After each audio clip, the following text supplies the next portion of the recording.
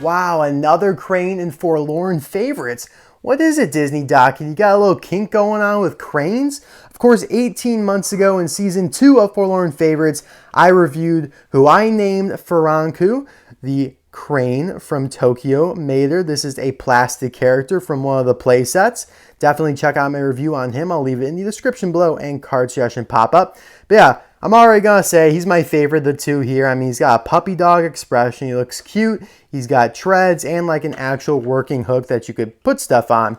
Whereas this guy obviously is a member of the Lemons organization. He's extremely hard to display because of that stupid nubbin down there, which we'll talk about. It's not really his fault. And he only can carry one thing that he's permanently attached to. Sorry, I already just bashed on that. I really feel bad. But yeah, guys, this is who I named, actually with the help of Epic Green Thunder, Raymond Hookem. He was not given a name when he was initially released, so I just made it a point to name him myself. Not as cool as Furanku, which is like Frank in Japanese, which is where, of course, that other crane appeared. So not as cool and creative as that, but still pretty good, I thought. And yeah, guys, welcome back to Forlorn Favorites. I believe this is chapter 40 all time. Wow, that is wild. I think we only have 2-3 more episodes to go. I think only 2. Yeah, wow, this is wild. This is the 5th episode of the second half of season 3, and then that would make it the 12th episode of the entire season. Wow, guys. Hopefully you've been enjoying it. This is obviously going to be one of the more unique reviews because it's something you don't see all the time. It's a plastic character from a playset.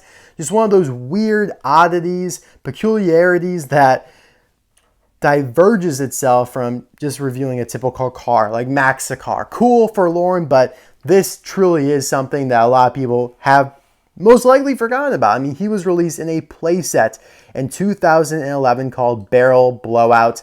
I think they did 2 versions of this set. One where Finn McMissile was the only plastic character included, of course with the crane, and then one where it's Finn and Professor Z plastic characters included. It's kind of weird. I don't know why they did it like that, but I'm pretty sure that is the case. Now, I'm going to just toss a picture of this crane from Cars 2 on the screen. He looks nothing like this crane, to be completely frank with you.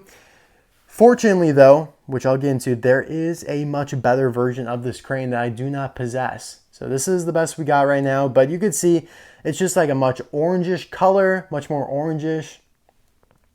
He doesn't have this ginormous box on the end of him. Honestly, he looks much more like this crane, at least to me, from Mater Private Eye. One of the ones that like Mater kind of like jacked around. He like stepped on like something. Like, I don't know to this day what he stepped on. One of like the controls down by the base of the crane, and it like flipped him around. It's like, wow, if it was that easy in real life, I could have some fun with some cranes. But yeah, guys, cranes.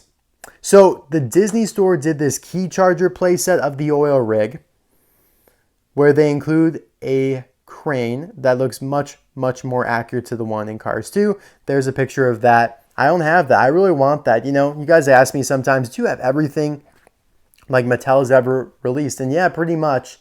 But there's a lot of things that I still am like looking for. And they happen to be not from Mattel. Like Disney Store and Tomica has a lot of good stuff that I would really like to have. Tomica has like a gold dock.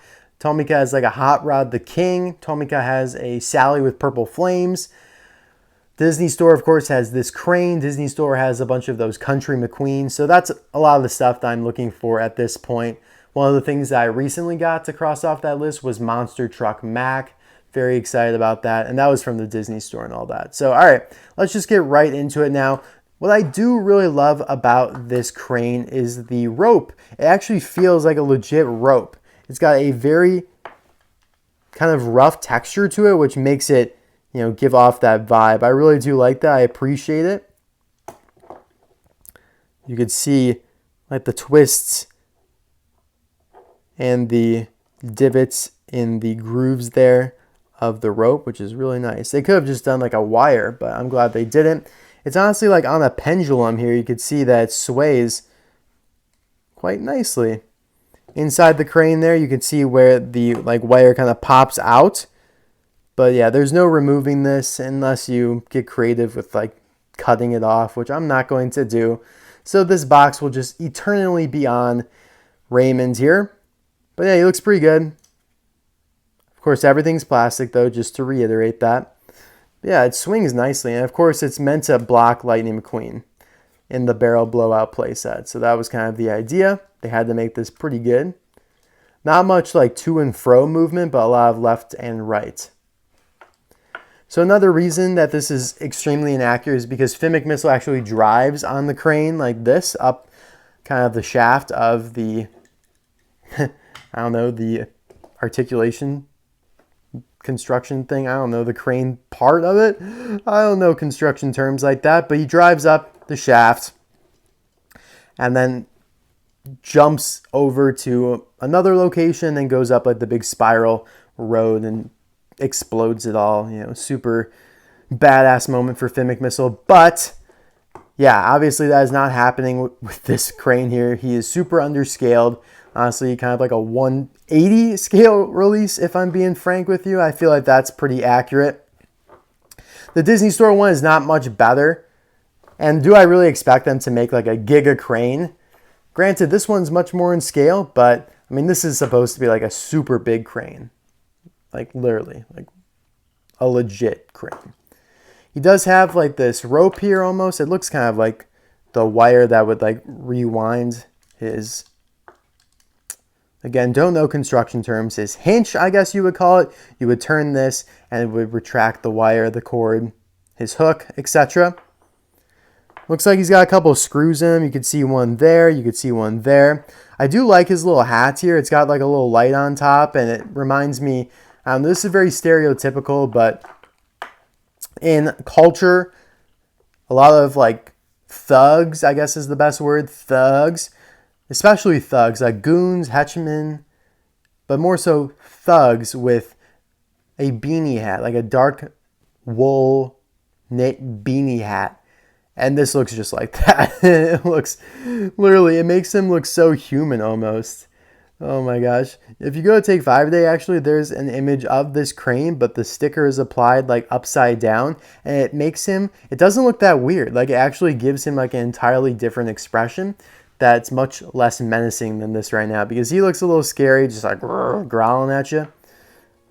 So yeah, some nice detailing here. Some dark gray patches, vents.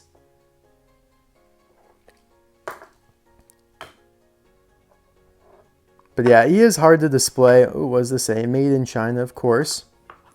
He is hard to display because of the fact that this like comes down so far and then, you know, he just kind of makes them all lopsided like that.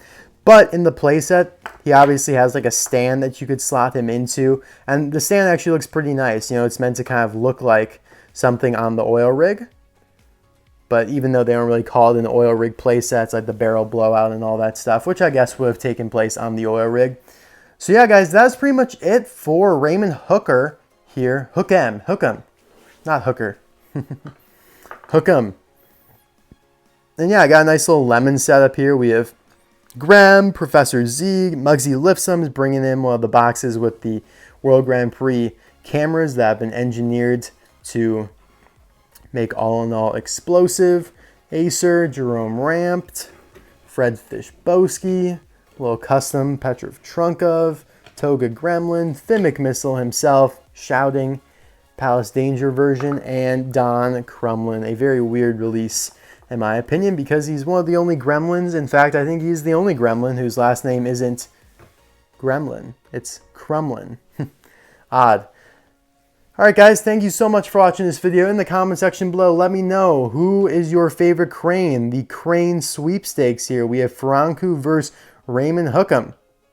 Obviously, I definitely prefer Franku, and that's why he got reviewed in Season 2, and Raymond had to wait until Season 3. You know what? I'm considering if I do like another season of Forlorn Favorites, I'll open it up to like Disney Store Tomica and other type releases, because being constrained by Mattel does make it a little bit more difficult, and I feel like there are a lot of Forlorn releases from those other brands. You know, there's a bunch of Disney Store stuff that I would love to do, namely Krabby the boat. Oh my god, that would be such a cool release. It's one of the best things Disney Store has ever done.